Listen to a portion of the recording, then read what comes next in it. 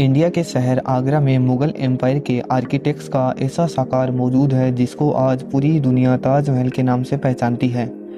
42 एकड़ पर फैला दूर से ही चमकता हुआ ये मकबरा जहां अपने अंदर खूबसूरती के बागीचे सजाए हुए हैं, वहीं इसके ऊपर गम और उदासी के कई बादल अभी तक मंडरा रहे हैं। नाजरीन, लगभग 400 साल पहले बनाई गई इस खूबसूरत बिल्डिंग को दुनिया का 7वां अजूबा कहा जाता है। ताजमहल को बनाने में 20,000 मजदूरों ने दिन रात खून पसीना बहाया, और वो भी 1 या 2 सालों तक नहीं बल्कि पूरे 22 सालों तक। ताजमहल को ऐसा बनाया गया कि जब इसको मेन गेट के पीछे से देखा जाता है तो तब ये काफ़ी बड़ा लगता है, लेकिन जैसे ही मेन गेट की तरफ बढ़ा जाता है तो ऑटोमेटिकली इसका साइज छोटा होता जाता है।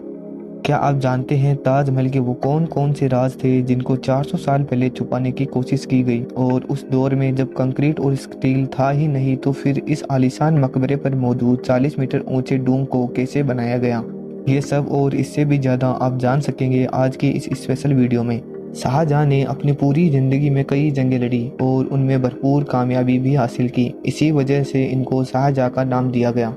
शाहजहां की टोटल 6 बीवियाँ थी जो आगरा फोर्ट के हरम में रहा करती थी। इन 6 में से सबसे ज़्यादा मोहब्बत शाहजहां मुमताज़ से करते थे। यही वजह थी कि उनका ज़्यादातर वक्त मुमताज़ महल के पास ही गुजरता था।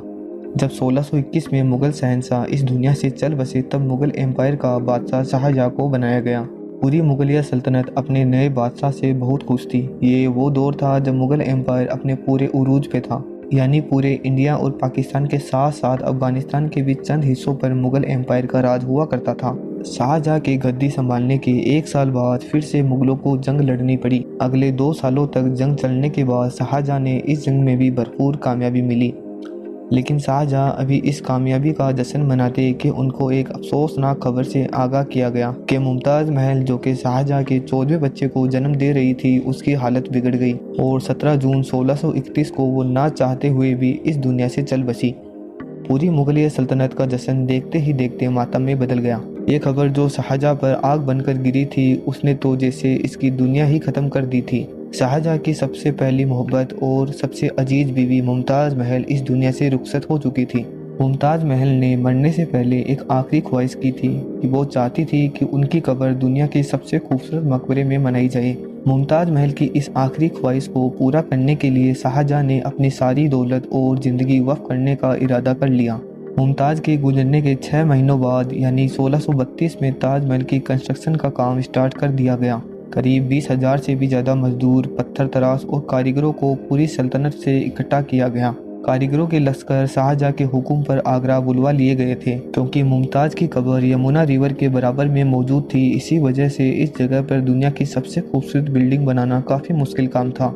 रिवर के किनारे ज़मीन काफ़ी सॉफ्ट होती है। अगर यहाँ खुदाई का काम किया गया तो पानी का बहाव ताजमहल की फाउंडेशन को भी नुकसान पहुँचा सकता था। इस मसले से निपटने के लिए मुगल इंजीनियर्स ने यहाँ सबसे पहले ज़मीन के अंदर कुएं खुदवाने शुरू किए। इन कुओं को पत्थरों से भरा गया और फिर उसके ऊपर पत्थरों के बड़े बड़े कॉलम तैयार किए गए। इस सारे काम को अंजाम देने के लिए मजदूरों के साथ साथ हाथियों की एक बहुत बड़ी फौज का इस्तेमाल किया गया। ताजमहल के डिज़ाइन का आइडिया शाहजहां ने अपने बाप दादा के मकबरों से लिया। बाप के मकबरों से मीनारों का आइडिया लिया गया, दादा के मकबरे से बिल्डिंग कोर का और अंकल के मकबरे से डूम का आइडिया लिया गया था। और जब इन सब को कंबाइन किया गया तो एक शानदार और आलीशान डिजाइन उभर कर सामने आया। ताजमहल को बनाना इतना आसान नहीं था और इसमें भारी तादाद में पैसे भी बहाए जा रहे थे। हर गुजरते दिन शाही खजाना तेजी से खाली होता जा रहा था, लेकिन शाहजहां को किसी चीज़ की परवाह नहीं थी। कई सालों की मेहनत के बाद ताजमहल का स्ट्रक्चर तैयार हो चुका था। अब बारी थी इसको संगमरमर से सजाने की।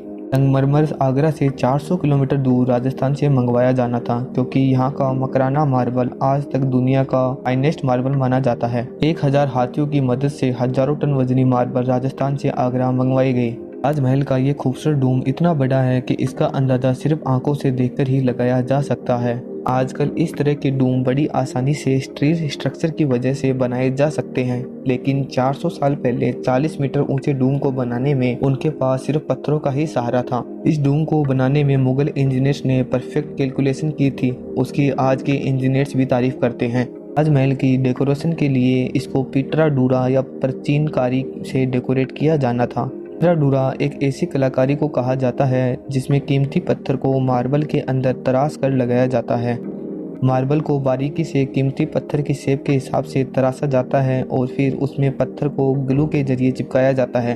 ये ग्लू सीरा, लेमन जूस और संगमरमर के पाउडर को मिलाकर बनाई जाती थी। वही सेम ग्लू आज भी ताजमहल की रेनोवेशन के लिए इस्तेमाल की जाती है। ताजमहल की खास बातों में एक बात यह भी है कि ये दिन में 4 मरतबा अपना रंग बदलता है। सूरज निकलने से पहले ये बिल्कुल ब्लैक शेड देता है। सूरज निकलने के बाद ये लाइट येलो और पिंक कलर का दिखाई देता है, जबकि दोपहर के वक्त ताजमहल की खूबसूरती का नया रूप देखने को मिलता है, जैसे नीले आसमान पे मोती चमक रहा हो।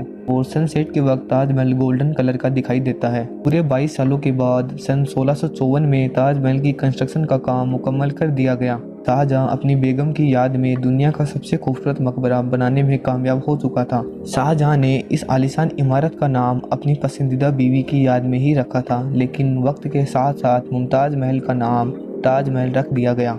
आज के लिए बस इतना ही। अगर आपको वीडियो अच्छा लगे तो चैनल को सब्सक्राइब जरूर करें।